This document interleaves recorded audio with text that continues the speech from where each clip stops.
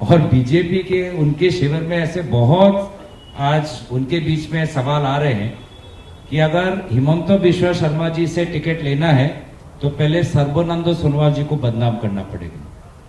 अभी कुछ दिन पहले हिमंत बिश्व शर्मा डांगरिया निजे सर्बानंद सोनोवाल डांगरिया कार्यकालक बदनाम करिले जे সেই সময়ত কেলেংকাৰী হৈছিল। তো এইটো আমি কি ইংগিত লৈছোঁ?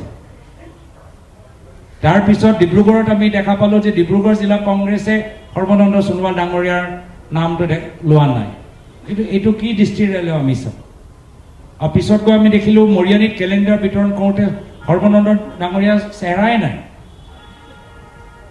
চ' সেইকাৰণে মই বাৰম্বাৰ কওঁ তেওঁলোকৰ মাজত যি আন্তৰিক সংঘাত তাতকৈতো আমি চাৰিগুণ আমাৰ ভাল হৈ আছে, চাৰিগুণ আমাৰ ভাল হৈ আছে। চ' সেইকাৰণে একো ইয়াত বেছি চিন্তা কৰিব লাগে মই নাভাবোঁ, আৰু তেওঁলোকৰ মাজত বেছি চিন্তা কৰা প্ৰশ্ন আছে মই ভাবোঁ। কিন্তু বাস্তৱত আমি কি দেখা পাইছোঁ?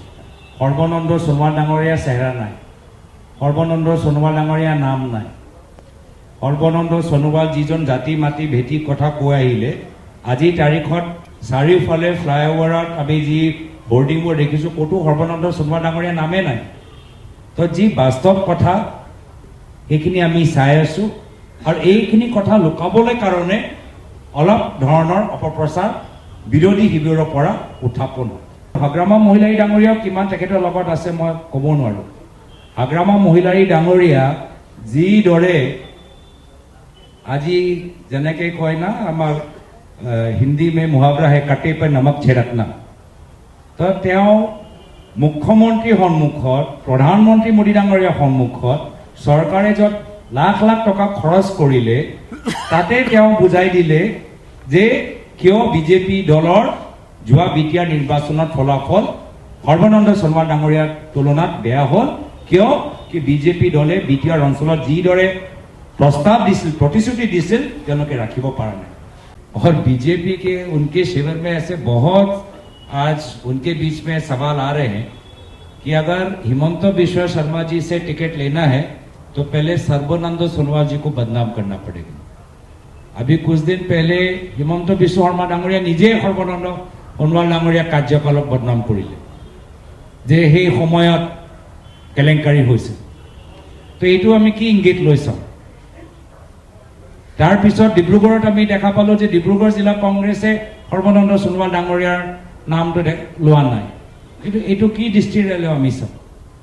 আৰু পিছত গৈ আমি দেখিলো মৰিয়ানীত কেলেণ্ডাৰ বিতৰণ কৰোঁতে সৰ্বানন্দ ডাঙৰীয়াৰ চেহেৰাই নাই। চ' সেইকাৰণে মই বাৰম্বাৰ কওঁ তেওঁলোকৰ মাজত যি আন্তৰিক সংঘাত তাতকৈতো আমি চাৰিগুণ আমাৰ ভাল হৈ আছে, চাৰিগুণ আমাৰ ভাল হৈ আছে। চ' সেইকাৰণে একো ইয়াত বেছি চিন্তা কৰিব লাগে মই নাভাবোঁ, আৰু তেওঁলোকৰ মাজত বেছি চিন্তা কৰা প্ৰশ্ন আছে মই ভাবোঁ। কিন্তু বাস্তৱত আমি কি দেখা পাইছোঁ? সৰ্বানন্দ সোণোৱাল ডাঙৰীয়া চেহেৰা নাই, সৰ্বানন্দ সোণোৱাল ডাঙৰীয়া নাম নাই। সৰ্বানন্দ সোণোৱাল যিজন জাতি মাতি ভেটি কথা কৈ আহিলে, আজিৰ তাৰিখত চাৰিওফালে ফ্লাইঅভাৰত আমি যি বৰ্ডিংবোৰ দেখিছোঁ ক'তো সৰ্বানন্দ সোণোৱাল ডাঙৰীয়া নামেই নাই। তো যি বাস্তৱ কথা সেইখিনি আমি চাই আছোঁ, আৰু এইখিনি কথা লুকাবলৈ কাৰণে অলপ ধৰণৰ অপপ্ৰচাৰ বিৰোধী শিবিৰৰ পৰা উত্থাপন হয়। হাগ্ৰামা মহিলাৰী ডাঙৰীয়াও কিমান তেখেতৰ লগত আছে মই ক'ব নোৱাৰোঁ।